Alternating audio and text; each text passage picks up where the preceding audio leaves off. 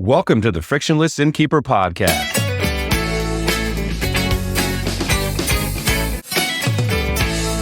Coming right up, fresh tips and insights from lodging professionals aimed at helping you improve your business.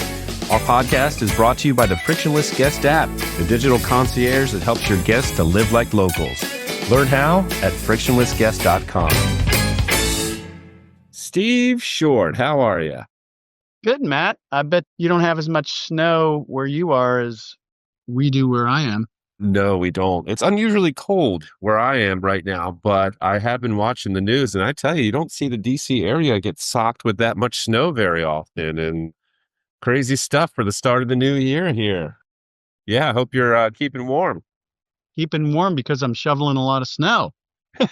Burning But it's calories. good. It's good. Yeah, early January when we're recording this here. And yeah, we had our first big snowfall, which we haven't had for a couple years. So yeah, about 7-8 inches. It's beautiful out there. So it's Yeah, cool. It's good. yeah, that's nice. In small doses, that's a cool thing for sure. Exactly.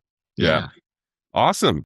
Well, this podcast here that we just recorded, it's with Taryn Goyal, who's the founder and CEO of Simplotel. And the way they describe themselves on LinkedIn is that they offer a software as a service solution to help hotels drive more direct bookings through their websites.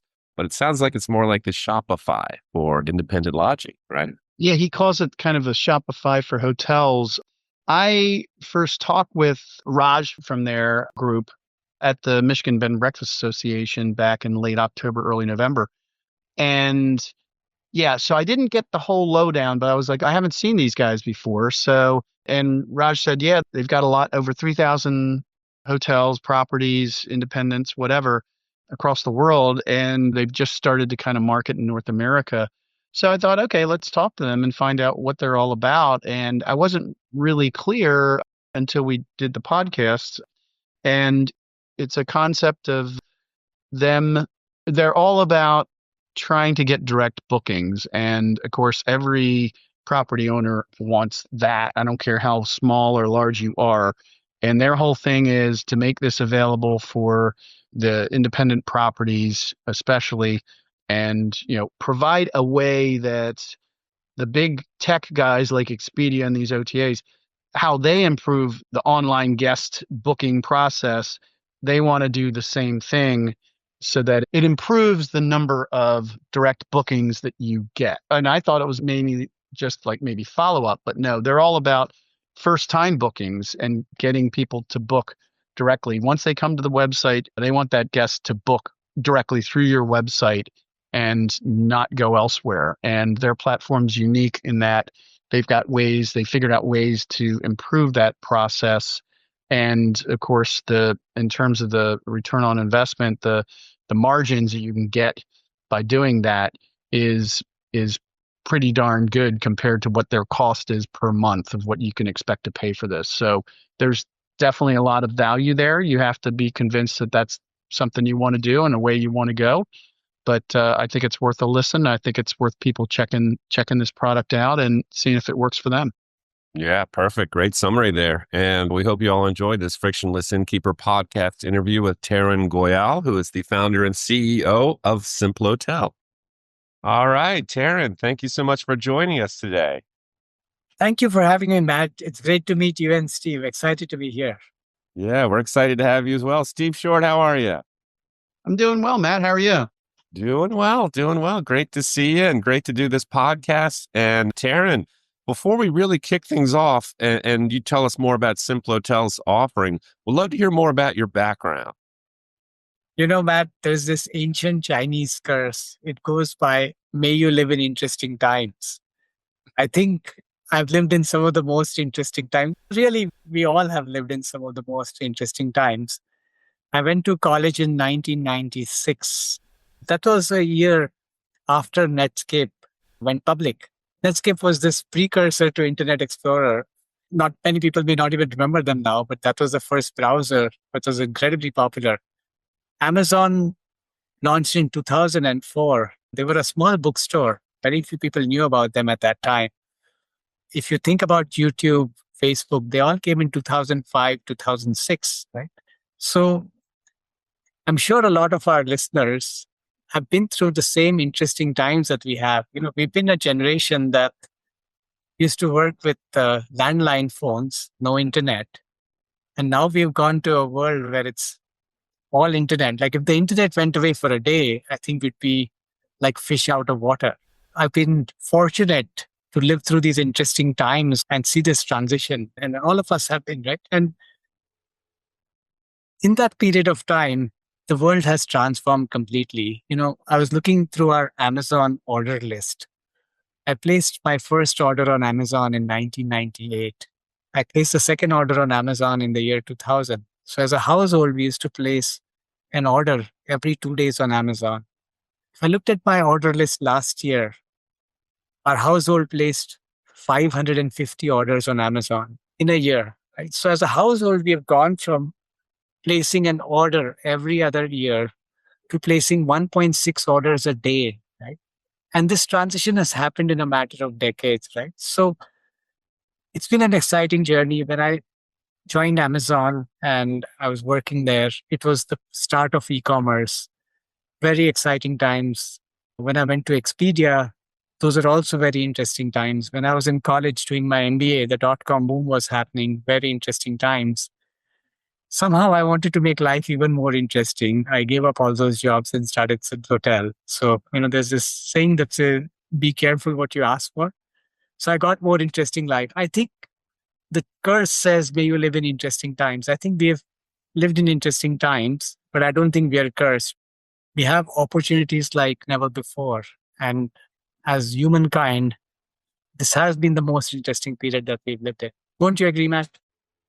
Yes. Well, go ahead, Matt. Sorry, go. I was going to say, yeah, it's crazy. I've lived through that same era myself, and just seeing the transformation. And now with AI staring us in the face, I think we're about to go through some more crazy times and transformations here. Yeah. More interesting times to come. Yeah. No doubt. And I think, Taryn, it's important. Simple Hotel is located, you guys are in India, right? But it's important to know, for everybody to know, that you're actually you were working in Amazon. You were in the US. You did your MBA real close to where I live in Maryland, right? At University of Maryland. We were talking before we got started here. So you've got a heavy perspective of being in with Amazon and with Expedia, working in the US really, and and kind of understanding, being in the middle of it here. Give us a little bit of that background of coming into the US and being here for quite a long time before going back to India and starting Simple Hotel. I love the US and I love India. And I love most of the countries that I've visited. I love the bagels in the US. They're just delicious.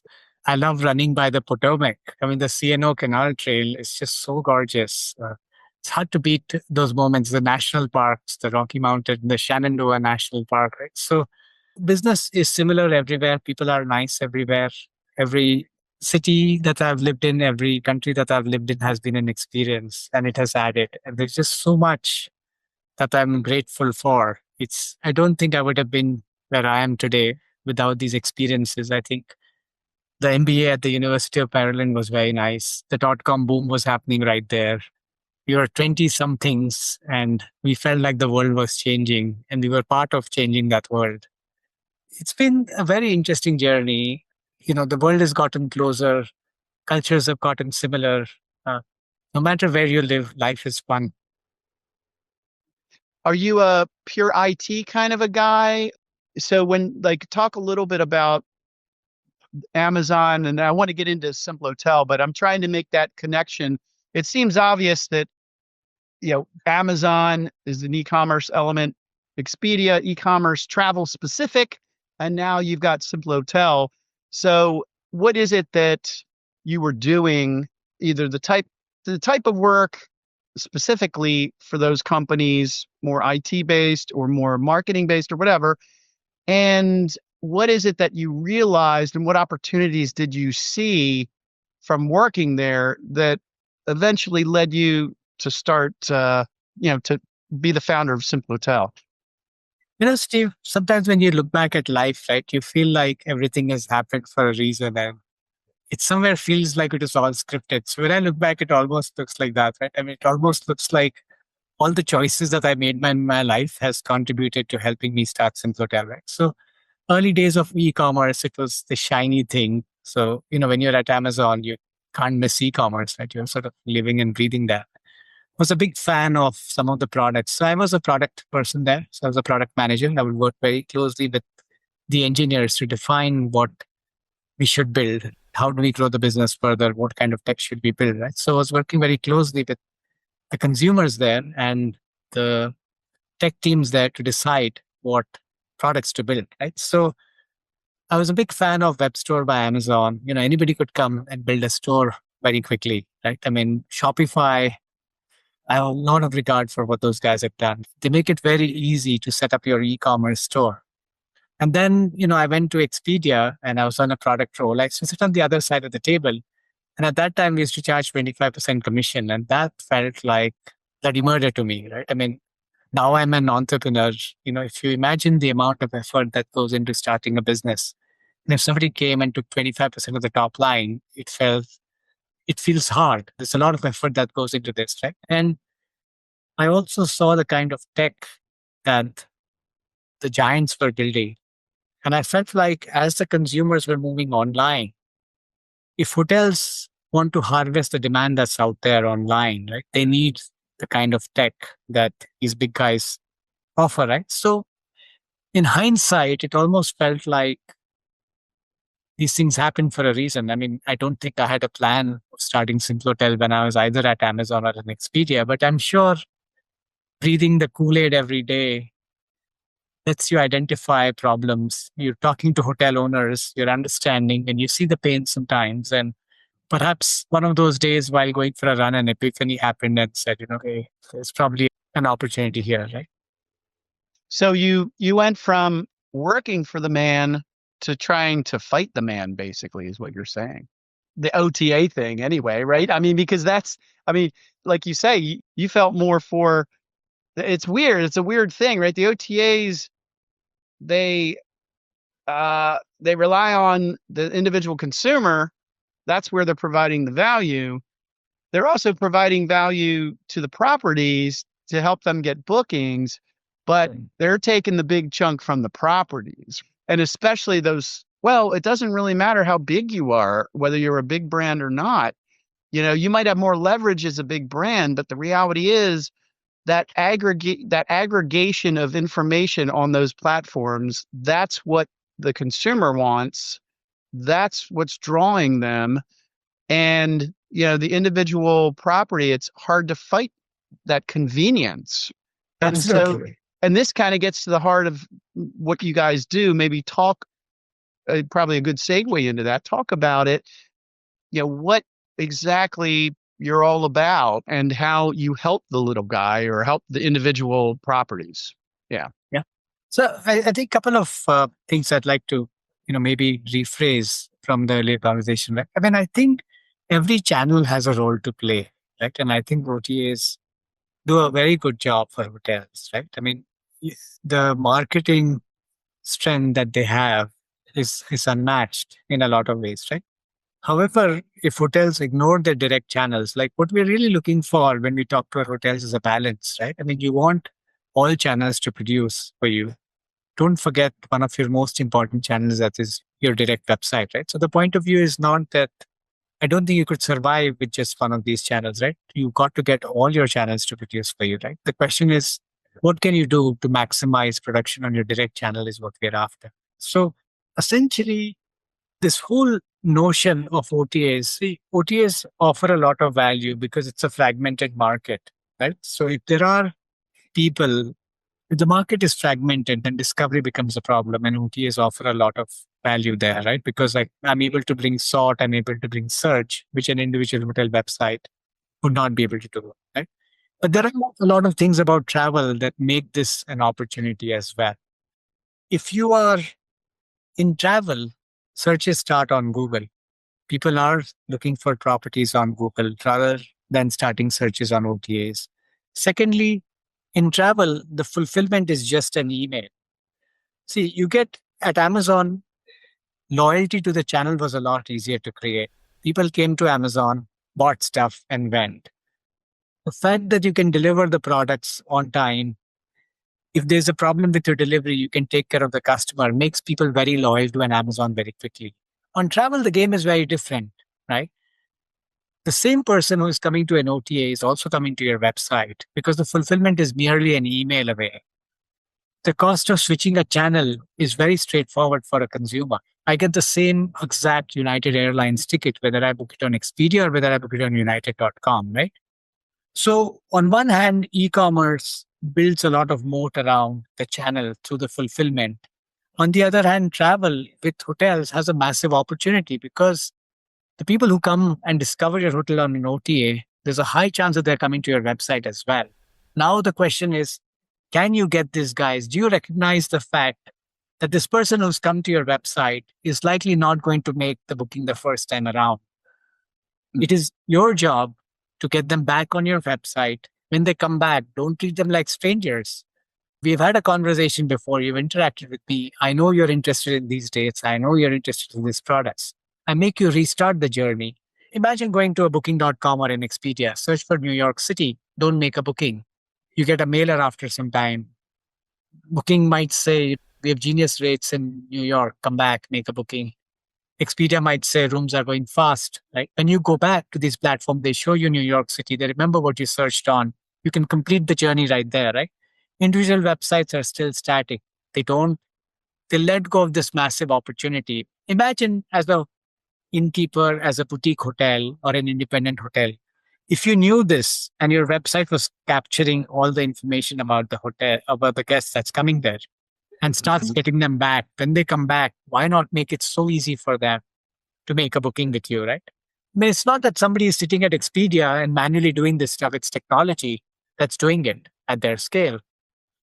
Our goal Right. is So to what? make Yeah. similar technology available to hotels so that they're able to get every single additional booking of a customer through their own brand.com. Yeah. So it's interesting. So you're not necessarily just going for repeat bookings. You're actually trying to incent or improve the ability to get a first time direct booking, is what you're saying. Is that kind of at the core of what you do, or is there also that repeat booking is part of it as well? Or, and talk a little bit about how you do this, how your platform allows me as an independent lodging property, hotel, bed and breakfast, whatever. How is it, if I've got my own website, how is it that I am able to incorporate Simple Hotel into that, and how you make that happen? There are two parts to your question. The first part is it only for repeat or is it for first time? It is for both, Steve, right? I mean, ultimately, repeat customers largely depend on the experience that they've had at the hotel. So that piece, hopefully any hotel owner knows that unless you take care of your guests, there's little that marketing can do to help you, right? Right. I think what we are here and what we're realizing as we work with hotels is that the opportunity for hotels is even larger than what we see in e-commerce. The nature of the beast is that people are very comfortable shopping. Industry stats are that people search at some 30, 40 websites before they make a booking. Our stats show the number of times the same customer comes back to the same hotel's website within a day, within 2 days is staggering. Sometimes it's as much as 6, 7 times the same person is coming back over there. And this is just Interesting. us watching, right? Now, if we knew this, what would we do to our tech? Is interesting. You know, the large OTAs have armies of people that figure this out, and then they're constantly running experiments on their site to capture the demand. Small hotels, I mean, even the largest hotels, the tech budgets are nowhere close to what an OTA has. Therefore, Simplotel, we invest in tech. We shamelessly look at what OTAs are doing. So, for example, you know, if you look at experiments that OTAs do, right? If you look at Expedia, they give guests the choice to pay now, pay later. When we ran similar experiments with our hotels, we saw conversion rates jump by about 20, 30%. Just completely mind boggling. So one day I sat down and I called up about 30 or 40 customers and I said, you know, you had the option to pay later at the hotel. Why did you prepay? You get very interesting answers from them. I'm booking for somebody else and I wanted to prepay this reservation for them. There was this admin that I reached out to. She used to do sales for some organization. And she's like, when the sales team travels, I don't want to have them worry about money. The third is, this international guest flying to New York from Japan. And he's like, I want to prepay my reservation. I don't want to worry about exchange rate type stuff. Right now, this kind of information is available if somebody bothered to go deeper into the problem. We have tech that enables hotels to do stuff like this that the large OTAs do. They can say on my lean days, give guests the choice, right? And the unfortunate thing in e-commerce is that to drive conversion, it's like death by 1,000 paper cuts. You got to do a lot of things right to get every 0.5% point improvement in conversion, right? We feel like we're the tech company that goes into that level of detail. We're just solving one single problem and we've gotten very deep into it, right? So that's how it's not magic. But if hotels work closely with us, we're able to jump their direct bookings close to 100% of the times. The other question is how can an individual hotel owner take care of or take advantage of Simple Hotel, right? We take over your website, we redo your website, we redo your booking engine completely. It's very hard to build a Ferrari on a Toyota engine, right? I mean, imagine if you're a boutique hotel owner and you have this really nice video, right, that tells the story of your property. You put the video on your website and the video just does not load. How is that video helping you sell your hotel? So we do hundreds of things on your website to take every 100 milliseconds of load time out of it, to ensure that we're tracking every piece of information that the guest has, to reduce every ounce of friction that is out there on the website, to get every looker to convert. And you do enough of these things that improve conversion by 0.5%, 0.5 percentage points, and suddenly your conversion is improving by 30, 40, 50 percentage points. And because this is the only thing that we wake up doing every day, we're able to make an impact. There's only one problem that we solve. There's only one metric that we are after. What is the buy of direct bookings for your hotel? Mm-hmm. I assume you have, I don't want to get too techy, but I assume you have sort of a turnkey sort of platform that you use to create the websites for each hotel, even though, you're going to customize the content or whatever. And so you have kind of your own proprietary sort of CMS, content management system. So what about tie in, because you don't do, you tie into other reservation systems? Is that what you do? So you don't do the reservation side. You're strictly website marketing, get them direct bookings. And then so it doesn't matter which reservation system they use. You probably have APIs to them.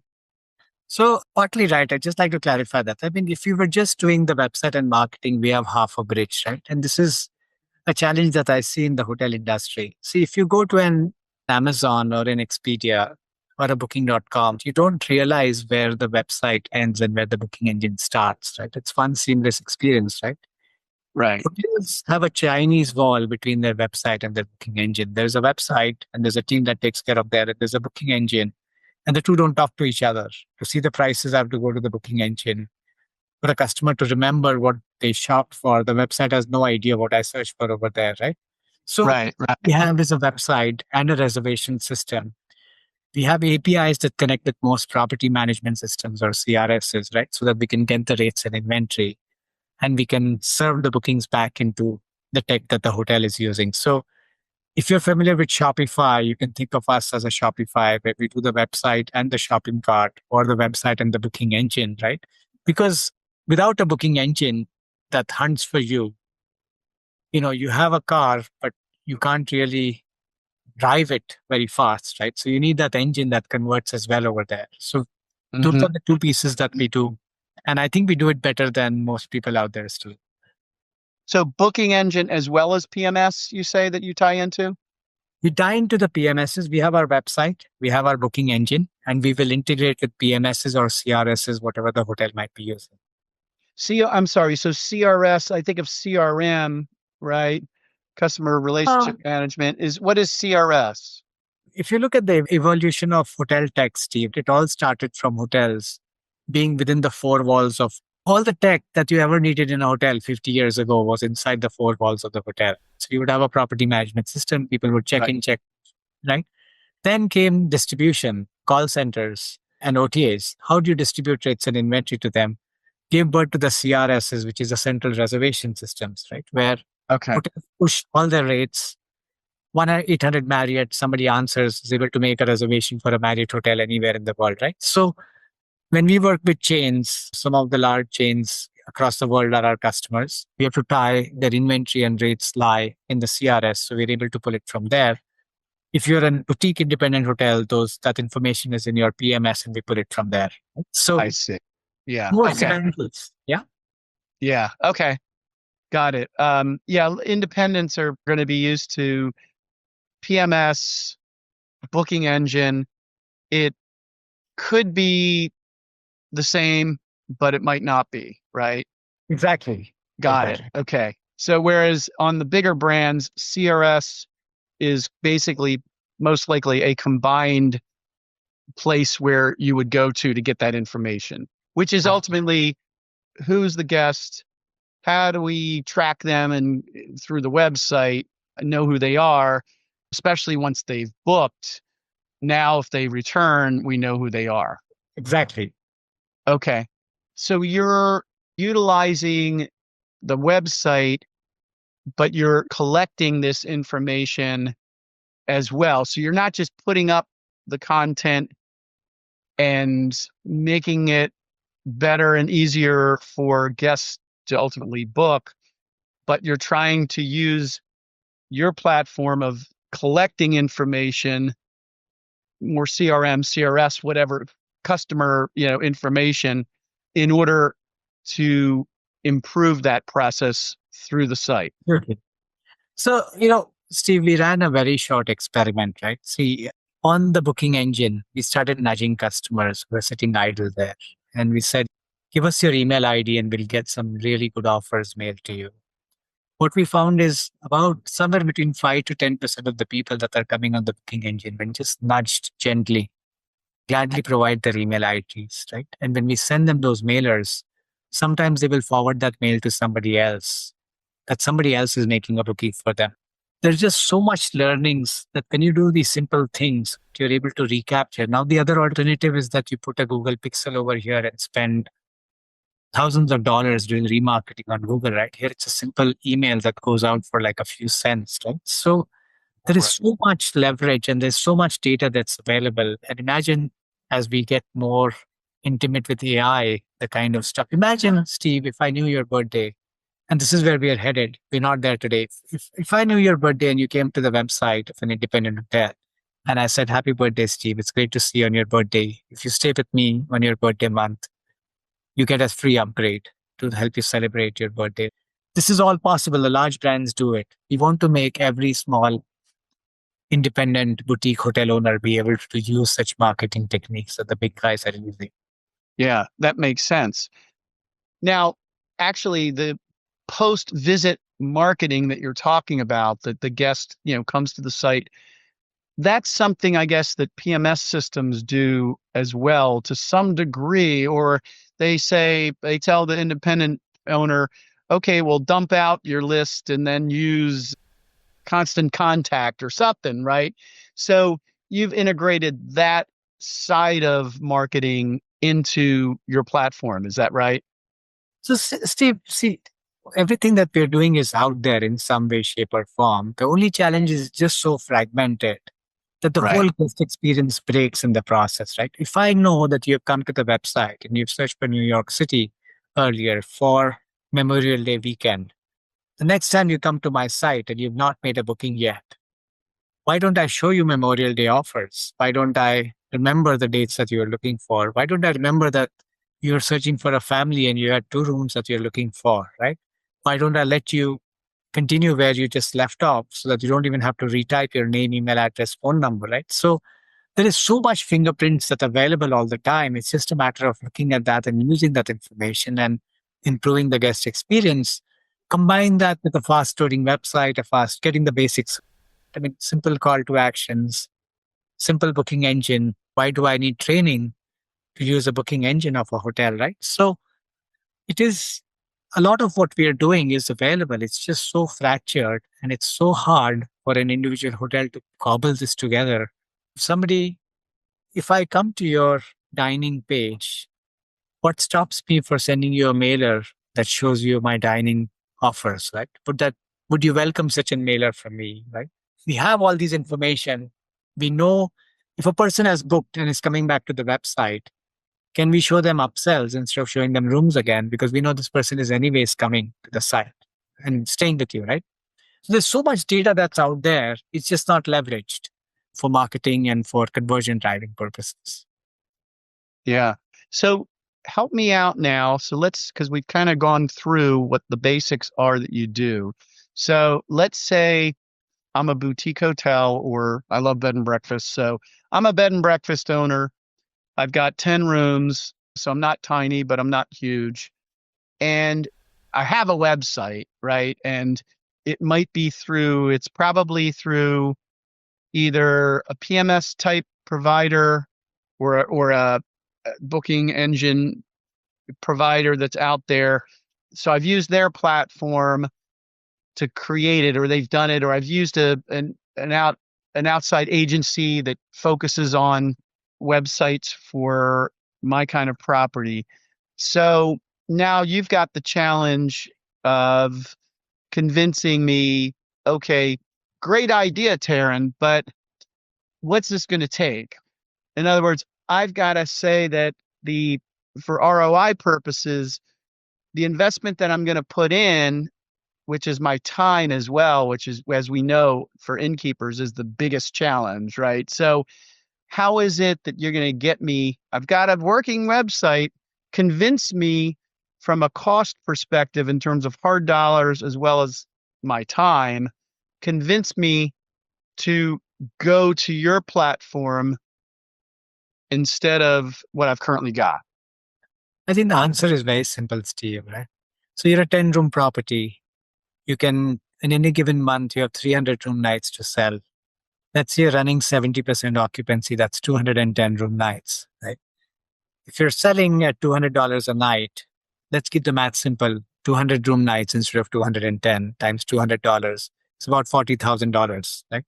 If about 40% of that is coming in through OTAs, $40,000 times 25%, if I get my math correct, that's about $16,000. You're paying $4,000 in commissions for that booking, $48,000 a year. If you invest a few weeks with us and a few $100s with us a month, how would you feel if you could have that kind of savings? This is only for a 10-bedroom hotel, right? Now imagine if it's a 50-bedroom hotel. Imagine if the price point is not $200, but $400, right? The math grows very quickly. So it's a no-brainer. We are among the few providers who have no lock-ins in our contracts. We know our customers don't leave. If you don't like us, you can throw us out. We feel like we have to earn your money every single day. This solution has to work for you every single day for us to make money. So we are in it with the hotel owner, with the innkeeper to make it a success. All right. So let's hit the numbers again. So you're telling me that if I sign up with Simplotel, that what's my upfront cost to get everything that I've currently got onto your platform to create the new website for me? What will that cost?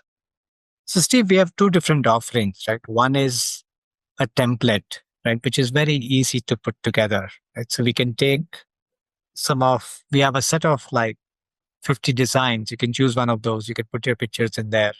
That solution is very easy to get up and running. We're looking at a one-time cost of maybe $500, maybe a monthly cost of about $300-400, right? If you're a boutique hotel with a lot of character and you want something completely bespoke, it could be a few $1,000s in setup, maybe $1,000 a month in subscription, right? And currently, because we are new to this market, we have some incredible offers for people who sign up. The first 50 signups with us, we're doing some massive offers. You can reach out to us at hello@simplotel.com. Our commitment to you is if you don't see value, you can throw us out. So if I go the template route, 500, starting at a base cost of $500 for a one-time charge, which is I choose my theme or whatever, and but I give you all do the work to get it set up. Is that right? Okay, so that's what I'm paying for up front. And then after that, I can expect it to be about $200 a month just for hosting as well as using the overall platform.